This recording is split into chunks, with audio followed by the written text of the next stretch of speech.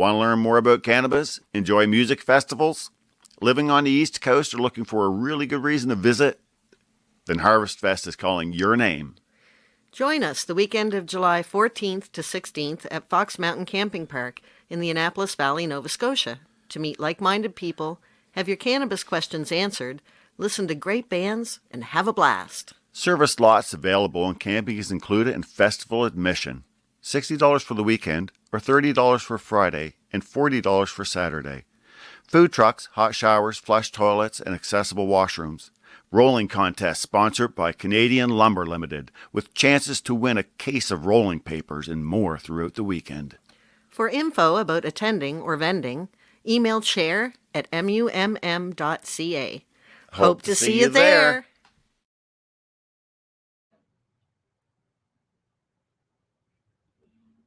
Welcome to Green Crush with Alan Park. This is the Green Crush. And what do we do with the Green Crush? The green is the cannabis. The crushing is the laws and the nonsensical ways and the one-sided story and the illegality of it and the suppression of it and the hiding of it. That's what we're here to talk about today.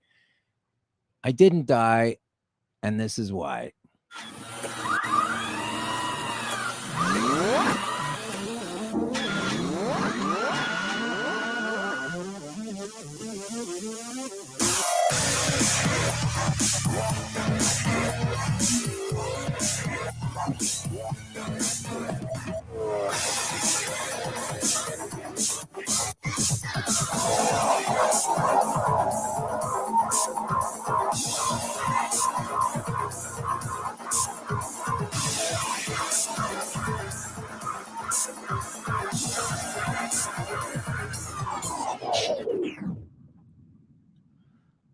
But I would like to change my tone a little bit. I think I've been a little bit too far over the line with ushering in these new available things, these technologies.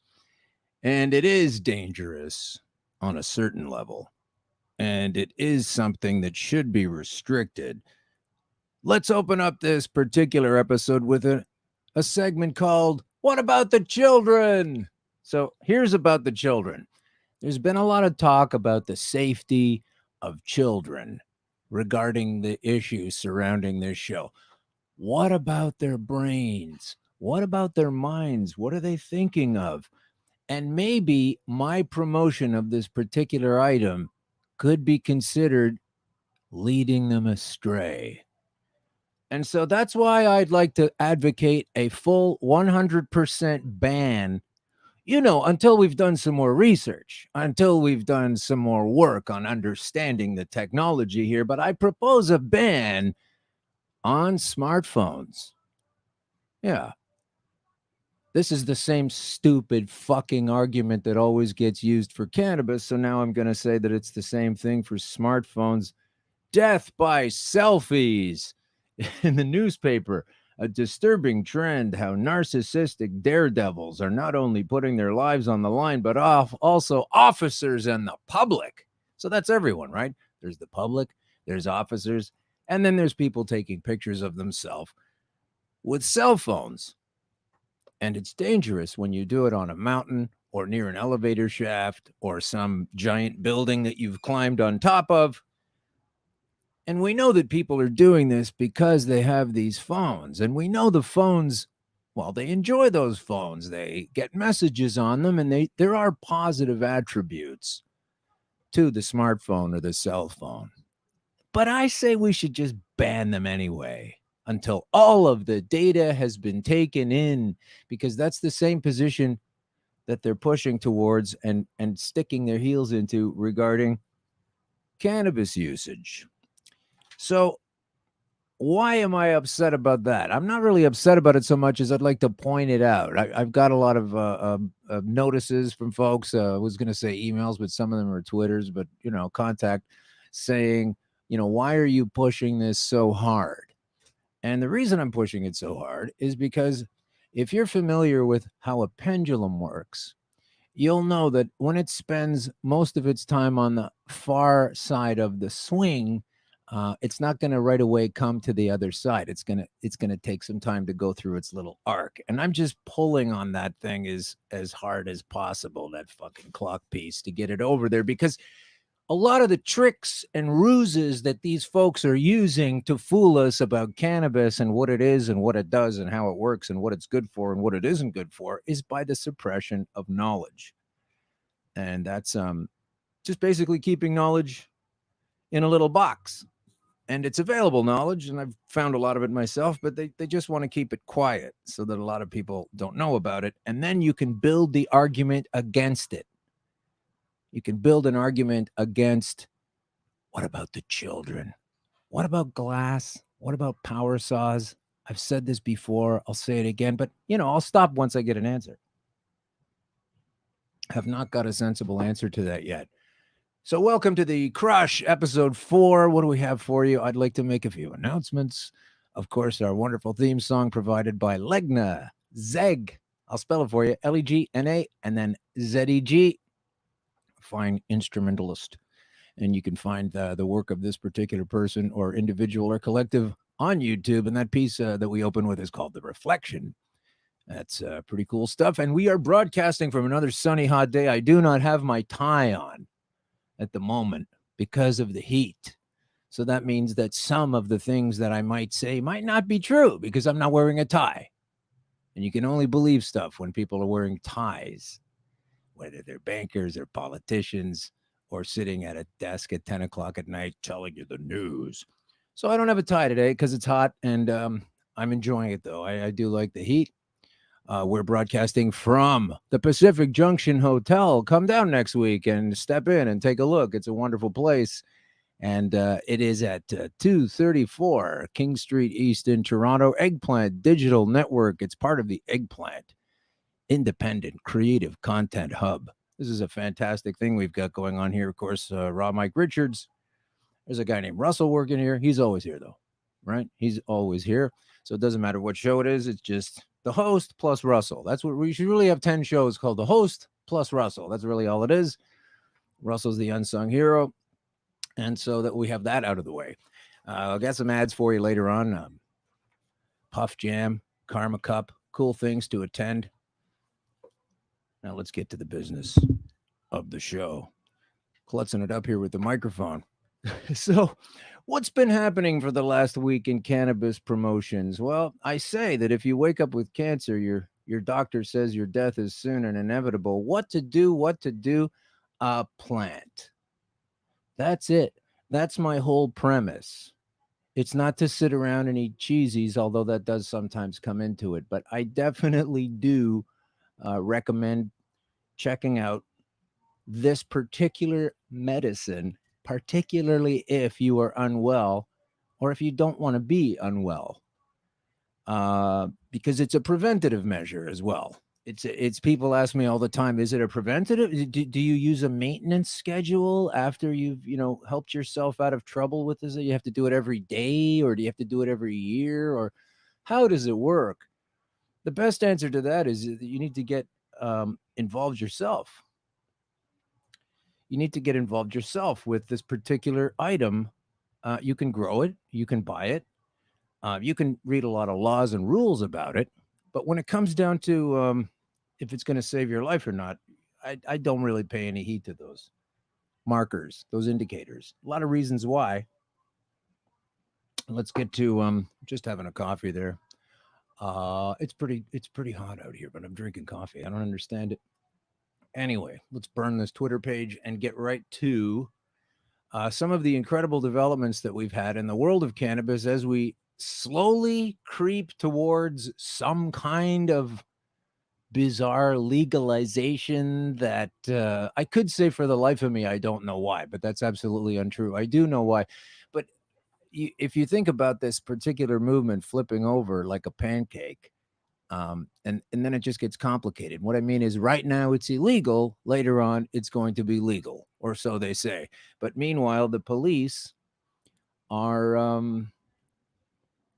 what are they doing? They're making more laws. They're making more avenues of enforcement available for themselves. You would think that when something becomes legal, there are no more problems around it, whether or not you can use the thing. But somehow we're going from an illegal substance that has a certain amount of laws to a supposedly legal substance that has an infinite number of ways to take you down in a legal sense, because these cats didn't want to lose their gig, and they've been sitting in back rooms retooling and trying to figure out how exactly can they possibly maintain a control over a society that is now moving towards legalizing and normalifying this particular plant that's been around forever. It's been around as long as we have. Whether we were born here or jettisoned in from some other galaxy, who knows? That's a different show. But let's go through some of the headlines. I round them up and I'll toss them out, and you could think about them, and then maybe you'll write a letter to me, or a Twitter or something, or somebody. Reach out to your MP, just ask them some questions. It's always about the police and the children. They've got this like merry-go-round of reasons why it's not okay. But this is some of the stuff that's really pissing me off. So let's get to that. That so many people for such a long time have been fighting cannabis availability, have been repressing it and suppressing it, and going, they're the enemies of its availability. Let's put it that way. But now somehow they are the same people poised to profit from and control the availability of cannabis. For years you had large drugstore chains fighting against the availability of cannabis, because the truth is, once you get some cannabis into your system and you've got those little aches and pains and the little headache and the digestive problems, it gets rid of so many different problems. It's not a panacea, get rid of everything, but it's certainly effective enough to have it immoral to be illegal. So it floors me to the full degree that someone who would fight so hard against its awareness and usage and acceptance of marijuana, such as the mayor of Toronto, Mayor John Tory. He's been against this forever. He's been supporting the police arresting people who are trying to provide this medical need for all kinds of folks. He doesn't want it. He's fighting against it. He believes the cops should take people down. And then boom, CBC News all of a sudden, now they want a marijuana tax to help the city handle the increased costs. Okay, this is exactly what I'm talking about, framing the fucking story. Help the city handle the increased costs. That's what they're going to tell you, and they don't bring the other side of the story. So thanks for listening to this show. And I could have called this show The Other Side of the Story, really. But it takes too long, and I couldn't get a cool logo for that. So John Tory wants a marijuana tax. So how do these people really think this is going to go? We're going to have medical cannabis or recreational cannabis. That's really not as nice, the recreational kind. We can still look down our noses on those people. But we're going to have cannabis. It's going to be strictured and strictly controlled, and all of the difficulties that are the antithesis of the awareness that this particular substance brings to your mind. But at the same time, paying a federal tax on it, paying a provincial tax on it, paying a city tax on it. It's ridiculous. What is it going to be, like $100 a gram by the time this all gets through? It's just far too much money going into the pockets of people who have been fighting against the use of the substance. If you don't know you're under control at that point, I really don't know what to say. We can't have a triple level. It will literally be $5,000, $6,000 an ounce. If that's a pound, sorry, if that's what we're going to be charging people. So he says that in the letter to the premier of the province, who also wants to stick her grubby little fingers into it's such a fucking prick show. So what it works out to, now I'm losing the tether of what I was trying to walk my way through, this quagmire of bullshit, these laws that they keep throwing up against this availability. Because even if it's wrong, and it isn't, you really don't have any right to tell someone they can't do it when you're sitting there tipping back your 4th gin and tonic that night. I don't know why folks don't see that. But yeah, John wants a share of the pot revenues because they will be, City of Toronto will be forced to pick up the costs of policing and enforcement. What world is it okay that you've now got a legal thing and it's now more expensive than it was before? It's now more difficult to contain. It's now more officers required. It's now more policing, more control on a thing that's legal. It doesn't make sense. And no one that I know of other than myself is finding a way to synthesize this bullshit into the attack that it is. It's nothing more than an extension of the tribal control that's been on top of our society and all of the societies from the beginning of time. Whoever's running the fucking thing, they don't want other people getting in the way and saying, hey, it could be like this. We might be able to consider these possibilities. No, they're just putting up a bogus, full of shit, wall of nonsense defense that a lot of people are chilling out and taking it easy on right now and not fighting hard enough. And it's like we had a guest on a couple of shows ago. Russell was saying he doesn't think this legalization is going to go through. And on the one hand, that's a good thing and a bad thing. This is the pickle we've stick handled ourselves into, because if this bundle of bullshit laws that they've got now goes through and becomes the cannabis thing, all kinds of people are going to be doing time. People are going to go to jail again. It's going to start over. I mean, this has all been created in a back room. There's no mistake about this. Is that a motorcycle cop now? Oh, no. Good. Anyway, this is the problem, is that they're creating this story about how terrible it is and how it must be stopped and how it's going to cost more to have people be able to use it. Well, we've got all kinds of data here, and there's all kind of historical background that will prove that is a complete load of nonsense. You will face diminishing costs on a lot of levels. On medical levels alone, I don't even know what the expenditure is in the Ontario healthcare system or all of the healthcare systems of Canada, but or United States or anywhere for that matter. There are so many illnesses and diseases and problems and issues that people have that they would not have. They wouldn't have those problems if they were properly nourishing themselves with this vitamin, with these amino acids, with these particular proteins. And can we please get to the point where we're not crying, oh, can we take the THC out of there so no one gets high? Can we just have the CBDs? No, we can't just have the CBDs. It's a holistic approach. Just take the whole thing. When you do cannabis oil, when you have cannabis oil, you're taking an entire plant. This won't be a lesson on how to do it. But you're taking an entire plant, 6-8 feet tall or whatever it is, and you're distilling it down into a 60-gram, slightly more than this, coffee, which was delicious here, by the way, Pacific Junction Hotel, slightly more than this, from a plant. And you're gradually plugging it into your endocannabinoid system, which is something that these punks never happen to mention in their taxation, extra policing, and enforcement bullshit stories. I can't believe I'm the only one that sees this, and I'm looking forward to having more guests on the show that are aware of this. The veterans, the green veterans, we're going to have a representative from that group on the show. These are folks that have served the country in a military capacity, have found through their own experiences of pain and etc. that the cannabis application has been the best thing they could come across. And now there are new rules and regulations on the way that are somehow going to put these folks at a disadvantage.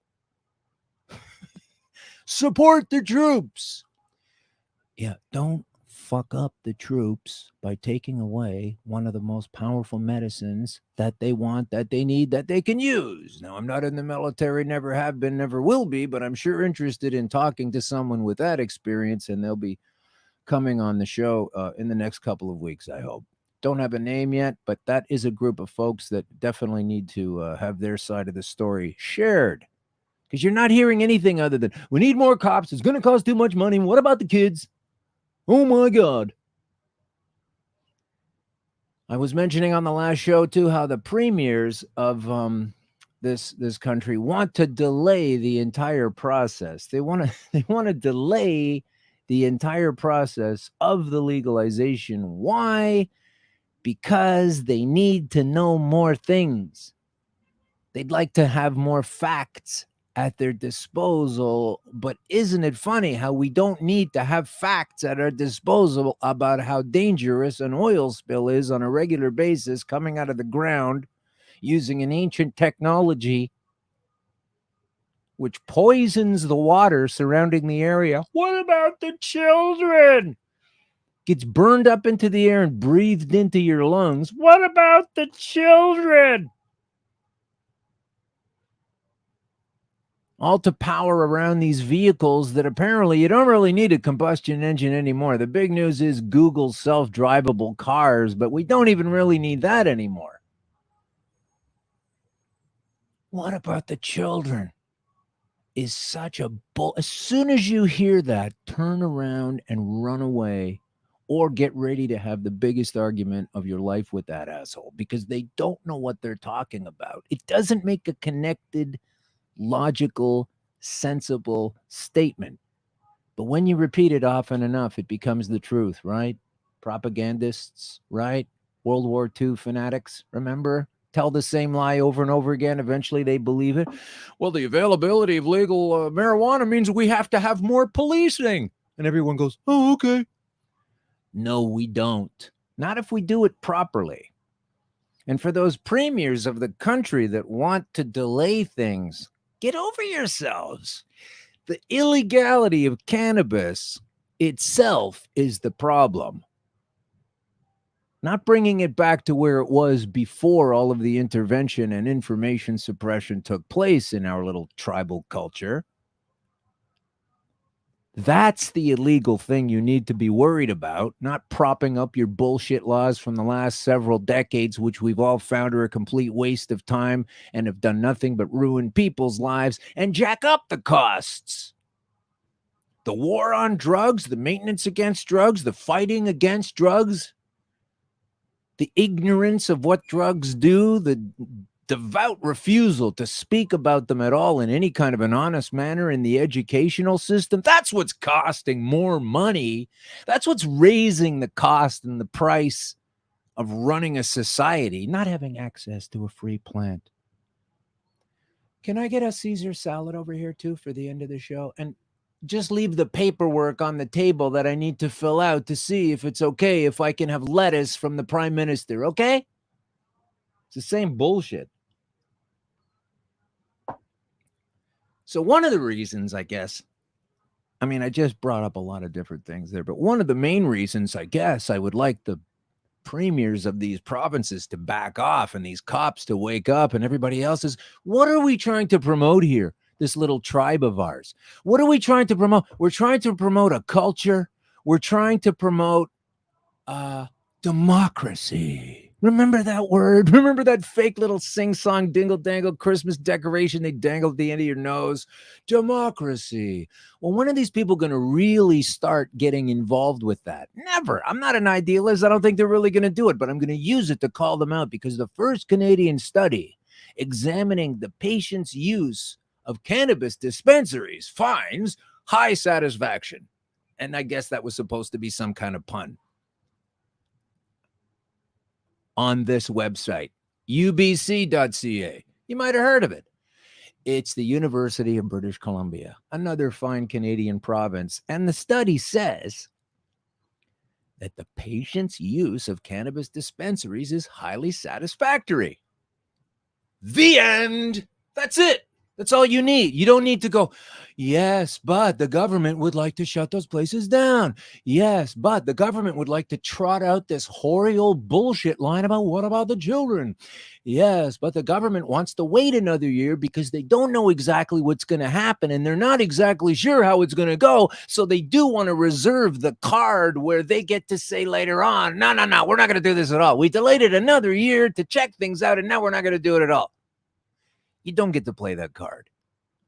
Pretend you're actually in the democracy that you constantly brag about and understand that people like myself who need this fucking shit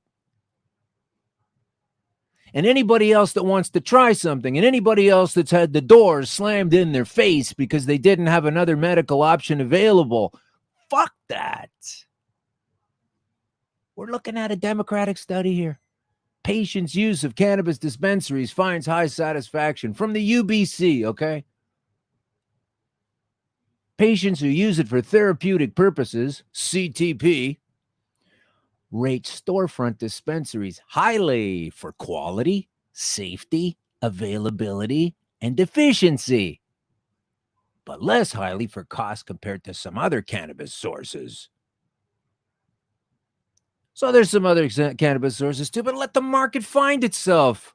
Shoppers Drug Mart, you don't get to tell everybody for years, no, don't have this, lobby against the availability of cannabis, tell your premier, tell your elected representative, no, this is bad things will happen. Then finally we get to the place where maybe it's going to go through and they want to be the exclusive vendor. What kind of monsters run a place like that? Ones with a loyalty program, that's what kind. So that's in the ubc.ca. Check that out. It's called democracy, you fucking premiers. Okay, now they trotted Rachel Notley out there. They put her out there because, you know, she's she's the NDP one that everybody hated for a while, especially in Alberta. And then it turns out things aren't as bad as they thought. So, you know, they let her do the talking instead of Brian Pallister. Then we move on to cannabis consultations have fueled a debate over who gets to sell recreational pot. Okay, that's what I was just talking about. Why would there be a debate for this? Hey, Steve, do you want to sell recreational pot? Yeah, okay. Okay, Steve's selling recreational pot. Hey, Bill, do you want to sell recreational pot? No, I'm not into that. Okay, you don't have to. The end. Like, this stuff's easy, man. This is really basic shit. Don't let these clowns twist all of this into nonsense. But here it is again, cbc.ca. Debate over who gets to sell it. I understand the Liquor Board of Ontario wants to sell it, but I also understand they like to threaten strikes and go on strike once in a while so they don't get to sell it. Not exclusively anyway. But yet that was one of the first places that the official representatives of ourselves wanted to go, oh, we have to get the LCBO to sell. If the LCBO threatens a strike and goes on strike and I need a dose and they're on strike because the guy wants to make $3 more an hour than anybody else, tough. I need to go to a different store. You can't hold anybody ransom for that. The moment that no one even realized this shouldn't even have been a proposal. Someone should have looked at that and said, well, what if there's a strike and a medical patient well, then we can't do that. End of discussion. This stuff is basic. It's really easy. I know I'm making a lot of simplicity out of some complicated issues because somebody needs to. A community center in St. Stephen heard conflicting opinions echo through its halls Monday. Who wrote this? This sounds like a novel. It was echoing through the halls. Or they said on who or shouldn't be allowed to, who or should, on who or who not should be allowed to sell recreational cannabis. The select committee is touring New Brunswick to hear the public's thoughts on how and where to distribute marijuana when it's legalized, whether it's privatized or sold through a crown corporation or pharmacies. Oh my God. Who is trying to say that a crown corporation, like the post office or anything to do with the friggin' queen or anybody that sits in her seat or anything? No. I mean, if you want to pick some up and sell it, go ahead, but you can't stop anybody else from doing it. So that's who wants it. That's who needs it. That's how fast. And that's where you should be able to get it. Because cannabis chemicals stop prostate cancer growth. I raised this issue last week and the week before, and I'm going to drill it into your heads like it's a friggin' pizza commercial. It doesn't say cannabis chemicals have been shown to maybe kind of sort of stop. It doesn't say cannabis chemicals have been rumored to be possibly in contention for a possibility of maybe stopping cancer. It says it does. Once again, cancerresearchuk.org. Active chemicals in cannabis have been shown to halt prostate cancer growth. It's from August 19th, 2009. This is old news. And yet, what about the children? What about the children of the people that have been sentenced to die, who then get to sit there and watch their dad deteriorate? Who get to sit there and wonder why this terrible, sneaky, awful cancer thing has changed their life to the point where they don't know if their dad is coming home, when their dad is coming home, and why it's taking so long for their dad to get home. What about those children in the cannabis? It's not just about being afraid of some idiot who's going to be stupid enough to do with cannabis what these governmental pimples are all okay with people doing with their selfie pictures and endangering their own lives. That's okay. What about those children? Every single child or sister or brother who's younger of a cannabis victim that I know, of people that are using cannabis to save their ass, literally, are thrilled about it. So that's what about the children. That's what about the children. From the cannabis, cannabis.co. The UN Drug Office can't find a single cannabis drug death despite it being the most widely consumed drug on the planet. Can't find one. The UN Drug Office. And you know they're looking.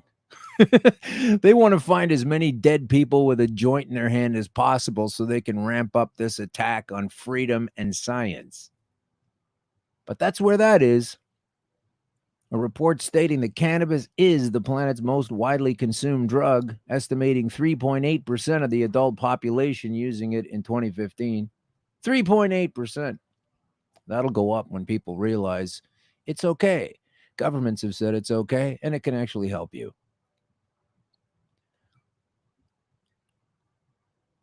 If you ever want to find out something about your particular case of medical discomfort, be it cannabis or any other kind of disease or ailment or illness, do check out Granny Crow's List.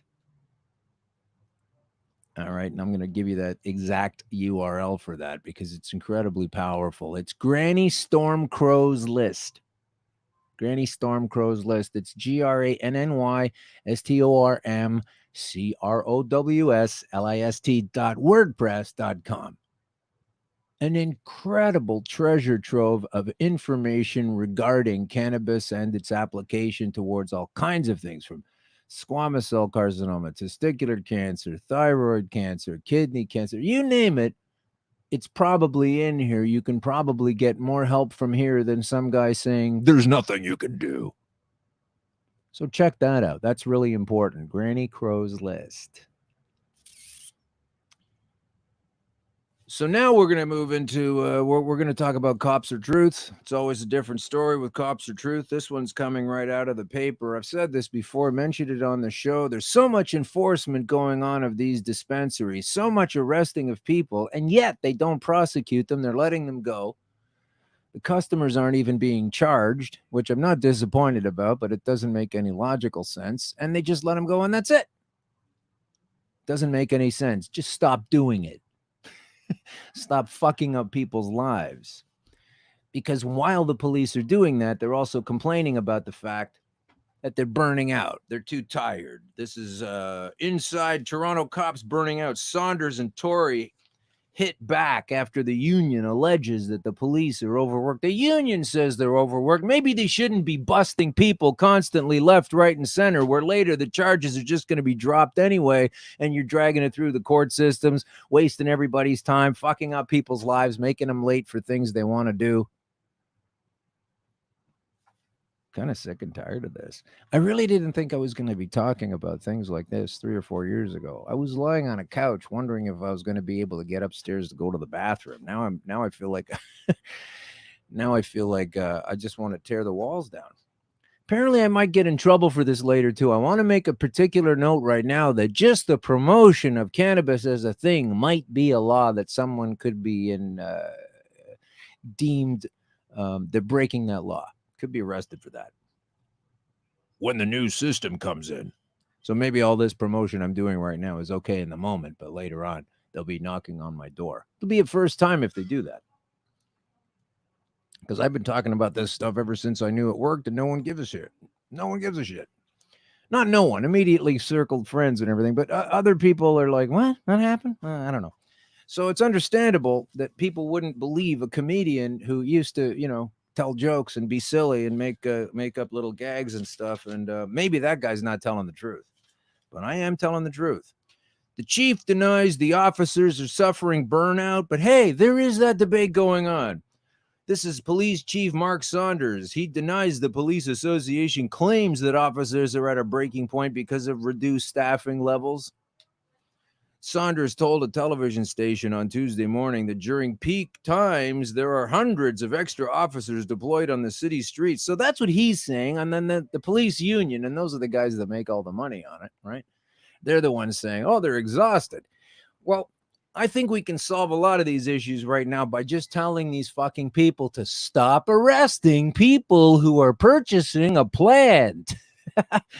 Save yourself a lot of paperwork and silliness, okay? This is ridiculous. So that's two things out of a canoe paper. I never thought I'd be getting to that. Death by selfies. What about the children? They don't give a shit about the children. Unless it's a politically advantageous thing to say that you give a shit about the children. Then it matters. I don't know if you guys know about Wi-Fi, 5G, whatever. It's supposed to be super powerful. And one of the things they're not talking about with 5G is, what about the children? They're not saying it about them. They're not even raising it as an issue. And maybe you're going to say, well, there's nothing to do. That doesn't affect your brain at all, Wi-Fi. That's not a problem at all. And just because they're jacking it up to even more powerful than it's already been, and probably just keep doing that from 2 to 3 to 3 to 4 to 4 to 5. Huh? Maybe that's not a problem at all. Or maybe we could talk about it. Maybe it's more of a problem than making up this bullshit about how making something legal is going to actually add to the legal costs. Because I'm done with that argument. I want to get someone on the show that counters this, like John Tory or somebody of this nature. Someone that really believes or is good at putting across the tone that making something legal and okay and easy access and healthy needs to increase the costs of policing. Doesn't make any fucking sense to me at all. That's okay, though. I know where they're coming from. This is a greater circling around that I'm trying to do right here. But right now, let's take a moment, and we're going to have a little commercial. And hopefully that commercial is okay for you to listen to. We're going to talk about. Here we go. This is live, right? So it's not as smooth as, as the pre-show. But here we go. Oh wow, no, it's too loud. Okay, so we won't bother with that. But that's so loud. This is like underscore music, not theme music. But anyway, so pretend there's some cool theme music going. Now I'm only doing this because one, it's a powerful thing on its own, and number two, I just like saying the word apoptosis. Apoptosis, brought to you by. Today's version is brought to you by Merriam-Webster. Since 1828. 1828, these guys have known about the word apoptosis. What's apoptosis? Well, it's a genetically directed process of cell self-destruction that is marked by the fragmentation of nuclear DNA is activated either by the presence of a stimulus, and I think we know the stimulus I'm talking about, or the removal of a suppressing agent, which is kind of the greater issue of what I'm talking about. So even down on a cellular level, we're dealing with apoptosis. But apoptosis is the death of cells, and specifically the death of cancer cells. And if it's activated by the presence of cannabis, rather than just blandly leaving it at a stimulus, or a removal of a suppressing agent, which is like a cop or a judge or a tax-sucking mayor, an unwanted suppressing agent. It's a normal physiological process eliminating DNA-damaged, superfluous, or unwanted cells. Hello, cancer. I'm calling you out. Superfluous, unwanted cells. And when halted, as by genetic mutation, they give you that little example in here. It says, may result in uncontrolled cell growth and tumor formation, programmed cell death, apoptosis. Say that word. Say, you know what I want to get me some of today is a little apoptosis of my cancer cellulosis to improve my homeostasis. These are fun words. So I've been enjoying them because they've been helping me survive. Back to the cops and truth. Cops and truth kind of skipping around all over the place today. My goodness, the clock is ticking, isn't it? Here's a study. This is a Journal of Analytical Methods in Chemistry. In this study, it says it's a study on the reliability of an on-site oral fluid drug test in a recreational context. So that's a bunch of mumbo jumbo. That means it's a study on how effective it is, these on-site oral fluid drug tests. Okay, so this was put together in 2016, the Journal of Analytical Methods in Chemistry. Not exactly fake news. They're talking specifically here about a thing called drug wipes, and apparently it's going to be okay, and it's part of the increased policing that they'll just be able to pull you over because you've got long hair or because they say they smell cannabis and they want to use a reason. And let's not pretend the police haven't been all over the place with abuses of power.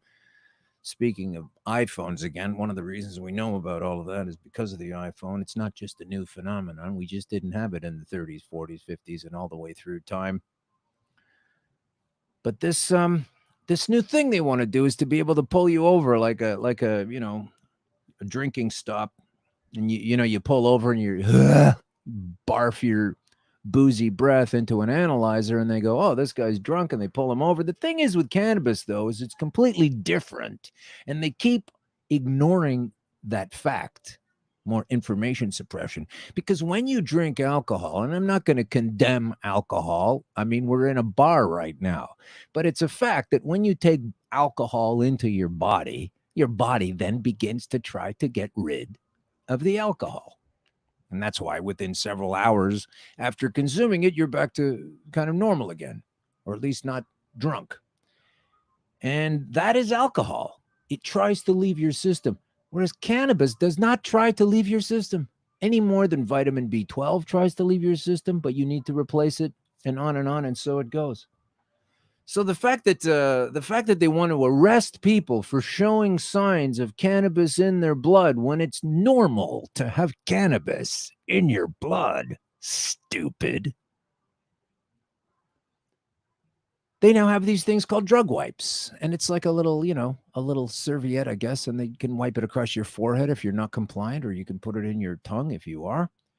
And based on this particular technology, they're already unfolding a shitload of new police regulations on how to detain, test, and arrest and hold for extremely long periods of time people who are supposedly high. So back to the test, the study. It says the reliability of drug wipes on-site test for principal drugs of abuse, cannabis, amphetamines, cocaine, and opiates, The detection in the oral fluid was assessed by comparing the on-site results with headspace solid phase micro extraction, which I'd like to get on a t-shirt. And it goes into a lot of scientific terms that I'm not all that familiar with, but it says that oral fluid samples were collected at recreational settings. Example, discos. When was this study done? Pubs and music bars of the Rome metropolitan area. 83 club goers underwent the on-site testing with one device. Independently from the result obtained, a second device was used to collect another oral fluid sample, subsequently extracted and analyzed in the lab following the same procedure. And then we're getting into some crazy numbers here. It says drug wipe 5A on-site test showed 65% positive to one or more of the drugs of abuse, whereas 75 samples, 90% tested positive for one or more substances with the other test. Here's the kicker at the end. Sensitivity was obtained for cocaine and opiates, while both sensitivity and accuracy were unsuccessful for cannabis, underlying the limitation of the device for this particular substance. And yet, these punks are setting up an entire system of control, arrest, and punishment based on a faulty technology. Thank you very much for that. More with Cops or Truth. Now, I have to say, this is probably going to get me in trouble if I say this, but if you go to cbc.ca and you look up this particular headline that says, Fredericton police costs will rise when marijuana becomes legal, chief says, take a look at this woman. She's got this whiny face on her like you can't believe it. Typical sad oh, look, it's such a terrible idea, this whole cannabis thing, because it's going to raise police costs. Sister, Chief Leanne Fitch sees higher costs for training related to spotting impaired drivers. Well, sweetie, if you need to look so frigging hard to be able to tell whether or not someone is impaired, chances are they're not. This whole narrative, if it's going to cost more, it's going to cost more, is a fairy tale. They're making people believe this thing. But she says that she predicts higher costs for the cops, at least in the beginning. Most of the higher costs related to impaired drivers, or what we say are impaired drivers, even though we are ignoring the science and just making blanket issues and the regulatory enforcement that goes around that. It will absolutely have a bearing on our budget, she said. Now, I don't know what this woman sounds like. I haven't seen her before, but looking at the picture, this is the way she talks. Everything from training costs, the acquisition of technical equipment, these added responsibilities will create more staffing demands. Sit down. Shut up.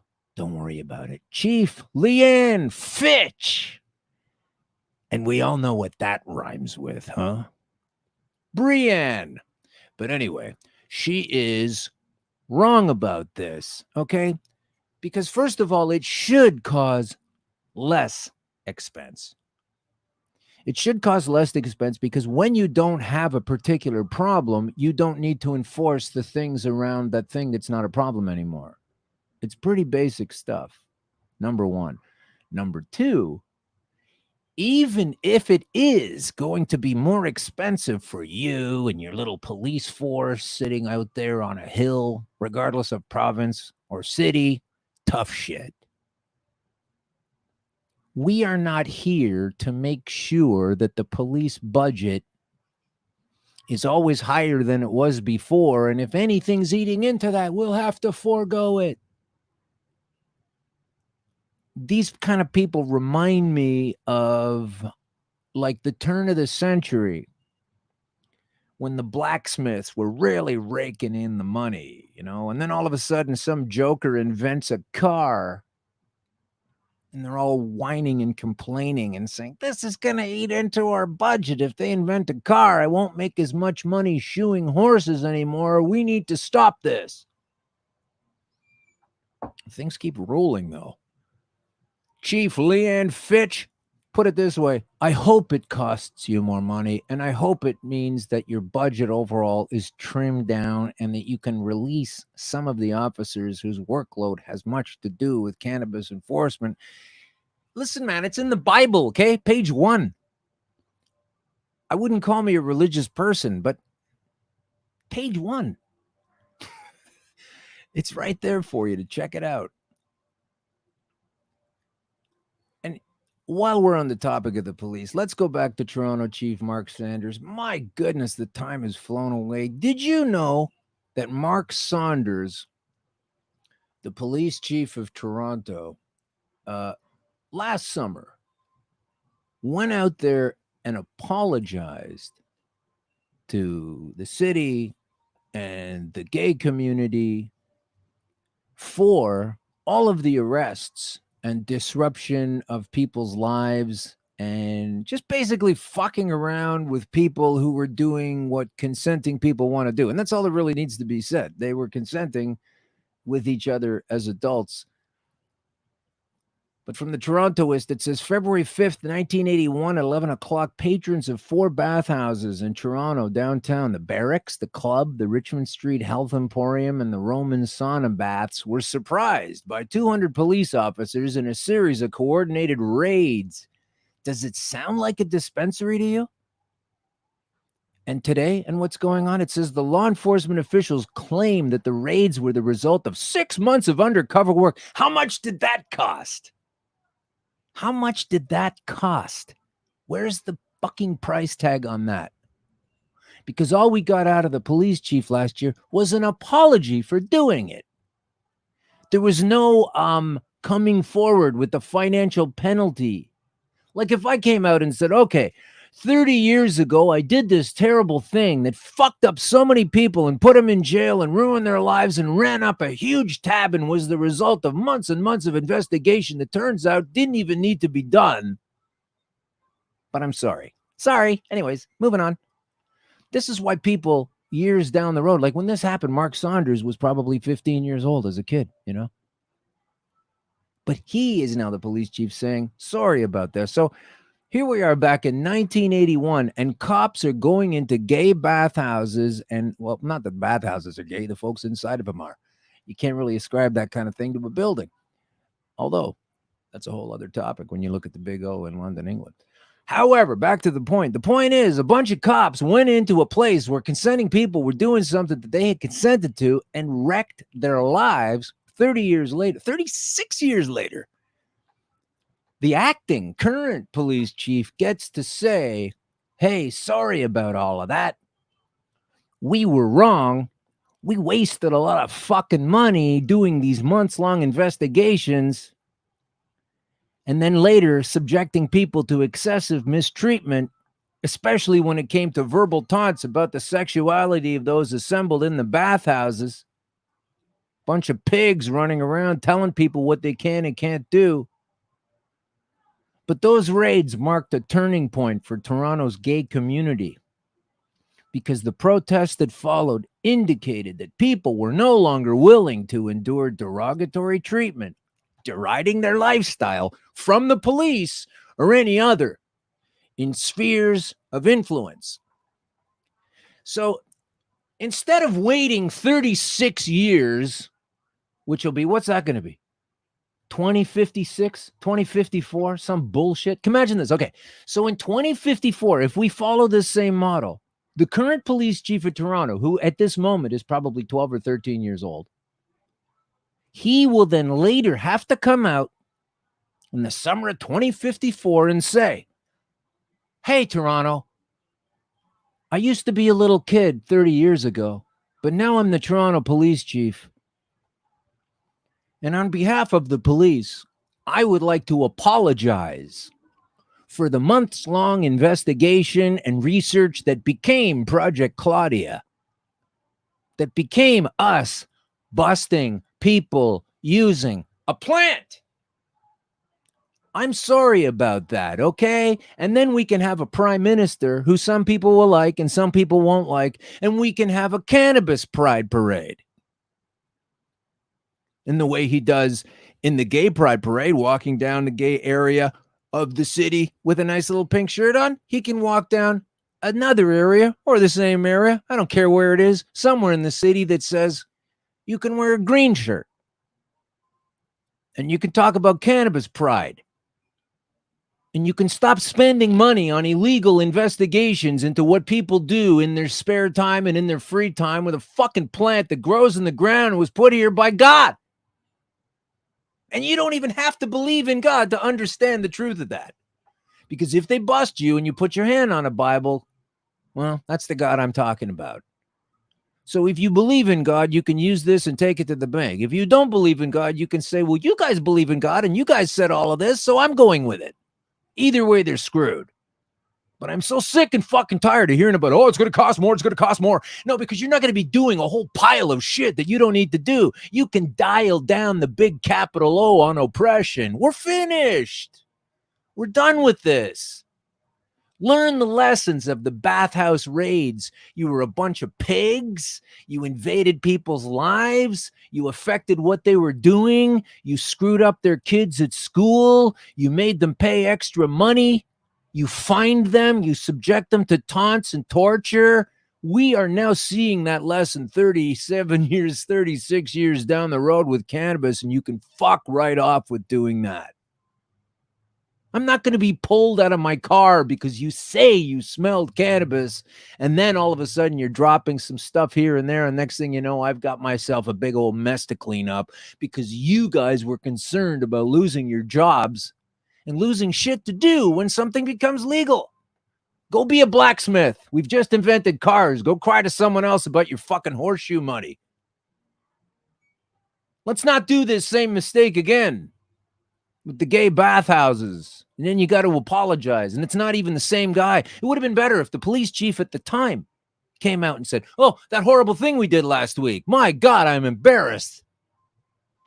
I'm so sorry. No, they got to wait decades. They got to wait after there's been an entire community has come around the fact that they were oppressed so badly that they've now decided at that year, you know what? We got to have a gay pride parade. Screw this shit. And they were right to do it. And I am calling for that same effort in Toronto, in Canada, in North America, around the world. I want everybody to understand this is a plant which was put here by the maker. Whoever the maker is, it's a plant. We can all use it. It helps you medically. It helps you mentally. It helps you see past bullshit arguments like this one. I'm going to keep going, Russ, a little bit, okay? We're pushing the end of the show, but I've been told I can go a little long sometimes, so I'd like to be able to do that here. But if anybody's coming, man, if the cops are coming, Russell, just run. I'll take this heat. You don't need to take this heat. That's what they'd say to you in the court later. And were you sitting near the defendant at the time when he said these things? And were you acting as though, Russell, you believed in what these things were going, because we're going to throw an influential charge at him, some other bullshit. We're just tired, man. If you don't think that's a good comparison, the gay bathhouses, because of people using their lifestyle choices and the oppression and the cops and the busts and the parades, if you don't think that's a good comparison with cannabis now, let me know. Green Crush Pod, what is it? Kim, can I get this? Kim, oh, I've lost my producer, folks. Oh, well. It's, here it is. Sorry. It's at Green Crush Pod. There it is, at Green Crush Pod. You can get a hold of me. Yeah, I want to do some more stuff. I don't have all the time in the world, but I do want to get to a couple of things. We have, I wanted to quickly get to something, and then I'll spend more time on it next time, okay? Because it really deserves a lot more time than I'm about to give it, but I'm going to give it that time now because it deserves a lot of time. You hear the way I said the same thing twice just because I'm stalling trying to find the webpage on what I'm looking for, and now I have. What about the children? This is like a callback to the earlier segment, but you don't see this very often, but I think it's called Dreher, Dreher, Dreher's Jamaican Pregnancy Study by Fred Gardner. The full study can be found at druglibrary.org/Schaefer/hemp/medicinal/can/babies. Anyway, listen to this. In the 80s, This is back when the bathhouses were getting raided. In the 80s, Melanie Dreher and her colleagues at UMass Amherst began a longitudinal study to assess the well-being of infants and children whose mothers used cannabis during pregnancy. The researchers lived in rural Jamaican communities among the women they were studying. 30 cannabis-using pregnant women were matched for age and socioeconomic status with 30 non-users. You know where this is going? I'll spend more time on it later, but basically there were no differences at all whatsoever in the formation of their brains. You don't really have this children argument, you pigs. You don't really have it. It's not there. It's not on. Pregnant mothers of Jamaica does not harm newborns. And in fact, it's a neurological enhancement factor.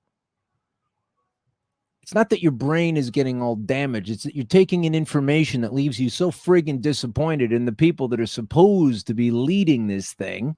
It's damn right nauseating. All right. This is how they control the message. They control the message. This is a strange thing. I'm going to take a quick sidebar here. Someone said this to me the other day. They said, do you ever notice how the sun always looks white now instead of yellow? And I had not even thought about it. But then I kind of thought, well, yeah, like when you're a little kid, you draw a yellow sun. Haven't done that in a long time. I started Googling and I found a page called Grant Chronicles. I guess it's a guy named Grant. Anyway, it's from 2005. And he's saying that it changed from 2003 to 2004, that it went from yellow to white. And because back in the year of 96, an alumni of Cal State Northridge in California said, he forwarded this question: why is the sun yellow at high noon but red at sunset? But if you step outside now and look at the sun, you won't think it's yellow. It looks white. So why did it change from yellow to white? Or did it change from yellow to white? But this college student this university guy, he seems to think that is the case. And then it spends a lot of time saying why that is or isn't. But the interesting statement that I took from it was one statement, and that's it. Here it is. Okay, so regarding the sun turning from yellow to white, and I don't even know if that's the case or not, but it was an argument 20 years ago. And listen to this. The establishment first denied the change. They denied the change that it went from yellow to white that this guy saw 21 years ago. But as time went on and the intensity just increased, I guess, of the whiteness, it was agreed among all in charge to present a front that the sun normal color was always white. So I'll just read that again quickly without the pauses. The establishment first denied the change of the color of the sun, but as time went on and the intensity just increased, it was agreed among all in charge to present a front that the sun normal color was always white. Have you ever read 1984 when they say, oh no, we've always been at war with Eurasia? But before they weren't. And then Winston Smith changes it's the same bullshit. And they do it all the time. So now we're going to close out. I've got such a fun thing I want to get to, but we'll have to get to it next time, which is a nice problem to have. But I want to just quickly wrap this up because yesterday, turns out the end of July was the time limit for the Ontario government cannabis survey. And they're just basically asking people in a survey. Now, I have to say, I would think that this whole thing is completely loaded. I think a lot of times surveys they've already decided what they're going to do. Whoever's putting the survey, they've already decided what they're going to do. Then they put out the survey and they see where the people are good and where the people are bad. And they know where they have to get ready to fight a little bit harder. It's not really shaping the policy. They're not really consulting us on what they want to do with cannabis. They've already made up their minds. So here are a few pieces of that particular survey that I'd like to bounce with you before we get going, where they shape the argument. They form the argument in such a way where you can't win. It's the old, when did you stop beating your wife? You know, that thing. And then people go, oh, I never was. I said, oh, you didn't stop beating her? Is it? No. Oh, you're still beating her. Okay. It's these kinds of questions that they put this to. So basically, listen to this. How familiar are you with the federal government's current effort to legalize cannabis? I've been following it closely. I've heard about it here and there. I'm aware it's happening, but I don't know much about it, or I'm not familiar at all. Okay, fair enough. Those are pretty decent little, that's the first question. Then it says, how do you feel about the legalization of cannabis? And you have 4 options. 4 options. You have, I support it and I have no concerns. I support it, but I have some concerns. I don't support it. And I, of course, don't know, no opinion. So you really only have 3 options right there. And then it asks if you've ever used it. And if you prefer not to say, that's fine, even though it's an anonymous survey. I'll tell you where it really gets irritating to me. Page 2. It says, how strongly do you support setting the minimum age to 19 and older for having, using, and buying cannabis in Ontario? Strongly, somewhat opposed, strongly opposed, don't know. So now you've already decided that the age is going to be 19. You haven't said 24. You haven't said 16. You haven't said 18 or whatever booze is at. You're just picking an arbitrary number. Now we're on to the next question where it says, when it comes to setting a minimum age to have, use, and buy cannabis, which we already did in the above question, so it doesn't even matter, what are the most important things to you? Select them all. Number 1 thing is keeping cannabis out of the hands of children and youth. And what did we just say about that earlier in the show? That's the first thing. When it comes to setting a minimum age, select all that applies. So keeping cannabis out of the hands of children and youth, that's the first option they give you. And it's loaded with disinformation. The second option is road safety, because we're right back to that. And how can we police this? And what about those stupid little drug wipe things that Alan just showed us don't work based on the scientific data? Well, we won't talk to the people about that. Or scientific evidence on the relationship, if any, between age and cannabis use. That's the one I ticked. That's what I want. I want the scientific evidence. And then the fourth one on this is preventing young people from buying cannabis illegally. Well, sorry, I thought that was the same as the first option, which was keeping cannabis out of the hands of children and youth. This whole survey is gamed. It's rigged to go right there. This is like having the lane at a bowling alley where the gutter ball goes in, and no matter how weirdly you throw it, once it goes in the gutter, that's it. We know where that's going.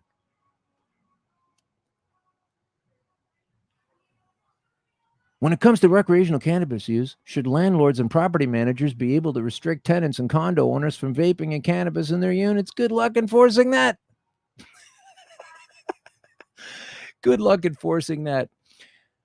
We're going to close out the show real soon, Russell. I wanted to do some kind of volume writing thing on the undertones of whatever it is. So I want to put this in. Can you do that for me? Can we take the level of the volume of the music down so I can put it underneath? This is the kind of stuff. Turn my thing down on the board here or on the computer, because if I do, the computer goes. This one here. Okay, great. All right. So that's Russell, everybody. I don't know if you got a good look at him, but he looks like the same Russell that does the morning show with Mike Richards, Mike Richards, who, by the way, just celebrated their 300th episode. So good on them. That's fucking incredible. They just started a couple of months ago. I don't know how he does it. I can't believe it. Anyway, let's see how this goes. Oh, there it is. Yeah. That's the theme. We're going to wrap up with a close here. But I do have a couple of things I'm going to say on the way out. I just kind of lost where it went. Oh, yeah. 25 Ways to Suppress Truth, the Rules of Disinformation from Michael Sweeney. Michael Sweeney. You can pick anyone at all. Here we go. This is number 2. I think John Tory uses this a lot. This is a great way to throw out disinformation. You become incredulous and indignant.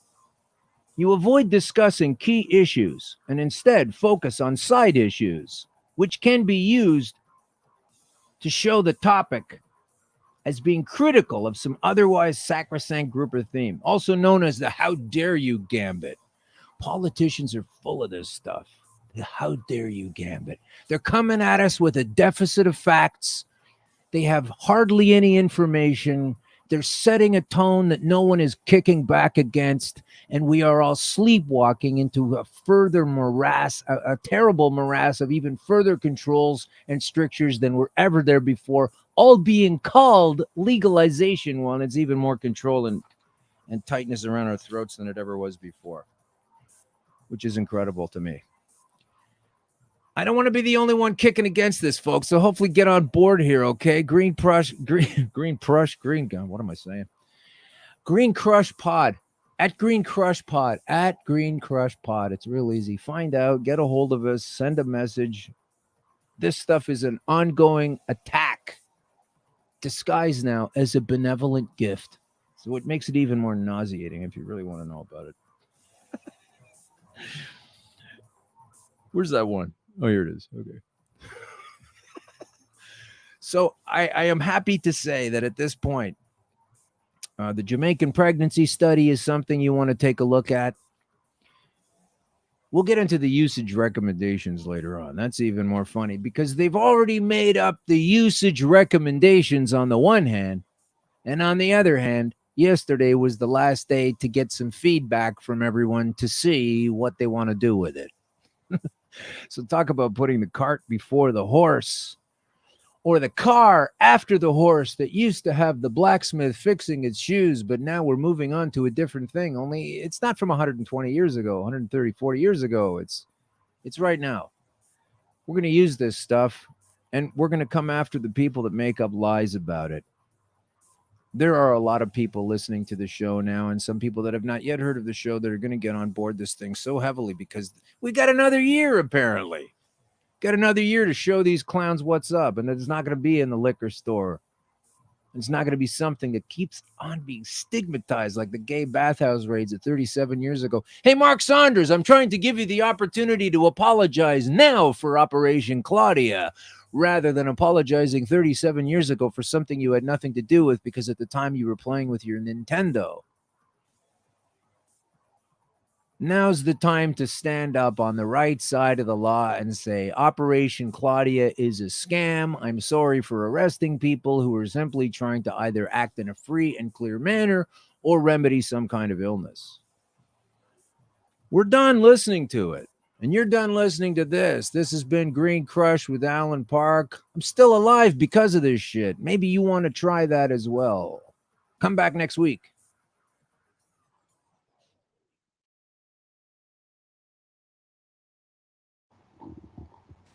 Is 420 camping your Welcome thing? to Do you Green like Crush. cannabis cups? What Want the- to learn more about cannabis? Enjoy music festivals? Living on the East Coast or looking for a really good reason to visit? Then Harvest Fest is calling your name. Join us the weekend of July 14th to 16th at Fox Mountain Camping Park in the Annapolis Valley, Nova Scotia, to meet like-minded people, have your cannabis questions answered, listen to great bands, and have a blast. Service lots available and camping is included in festival admission. $60 for the weekend or $30 for Friday and $40 for Saturday. Food trucks, hot showers, flush toilets, and accessible washrooms. Rolling contest sponsored by Canadian Lumber Limited, with chances to win a case of rolling papers and more throughout the weekend. For info about attending or vending, email chair@mumm.ca. Hope to see you there. Are you a cannabis content creator? Are you looking for a place to have your content seen? If you answer yes to both questions, then you need to check out cbgtv.com. We are the Cannabis Broadcasting Group here.